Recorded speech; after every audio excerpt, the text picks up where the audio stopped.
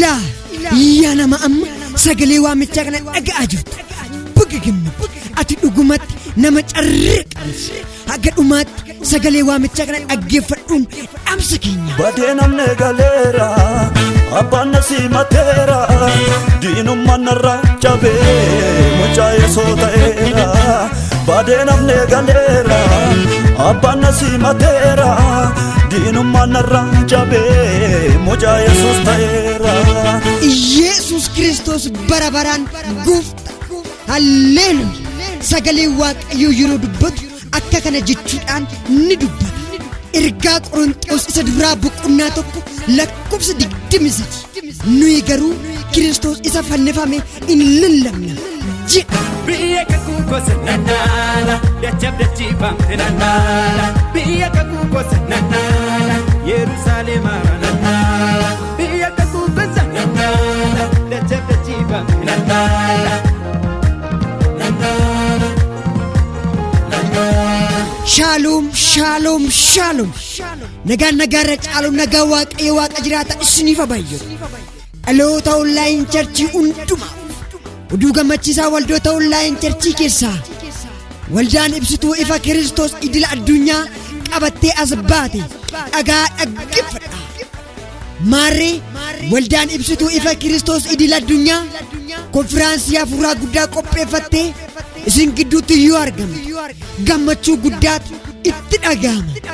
Egaa isinis maarree bakkuma feetan teessanii amantaalee garaagaraatiin osoo waliin qoodiin hirmaatota dhugaa dubbii sagalee Waaqayyoo akka taatan kan isiniin jechaa jirtu yoo ta'u, fageenyi garaagaraa otoo isiniin daangessiin biyyoota kanneen akka Dubaay, Beirut, Kuwait, Kanaadaa, Joordaan, Ameerikaa, Itoophiyaa fi keessattuu Oromiyaa bakkuma feetan teessanii Wi-Fi yookaan daataa keessan banachuudhaan hirmaatota dhugaa dubbii sagalee Waaqayyoo akka taatan kan isiniin jechaa jirtu.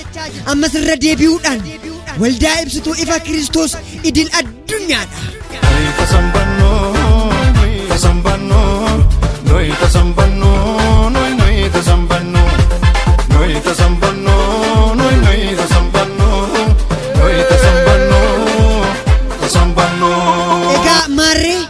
Guyyoota kanatti wangeelli mootummaa Waaqayyoo ni lallabama. Faarfannaan ulfina Waaqayyoo mul'isuus ni faarfatama. Dhukkubsattootaafis ni kadhatama. Sagalee raajiitiinis dhaloonni ni jajjabeeffamu. Diraamaa fi walaloo garaagaraatiin dhugaan dubbii sagalee Waaqayyoo ni lallabama. Nannaanuulee namoota Nafaana tiksee dhaloota nannaanuulee namoota. Egaa maal kana qofaree tajaajiltoonni guyyoota kanatti dhugaa dubbii sagalee Waaqayyoo qabatanii nu gidduutti argaman kanneen guyyoota kanatti affeerraman raajii Daannoo, raajii Caalchisaa, raajii Baqqalaa, raajii Tasfaayee, faarfataa Shallama, faarfataa Fa'isaa yoo ta'an gammachuu guddaatu itti dhaga'ama.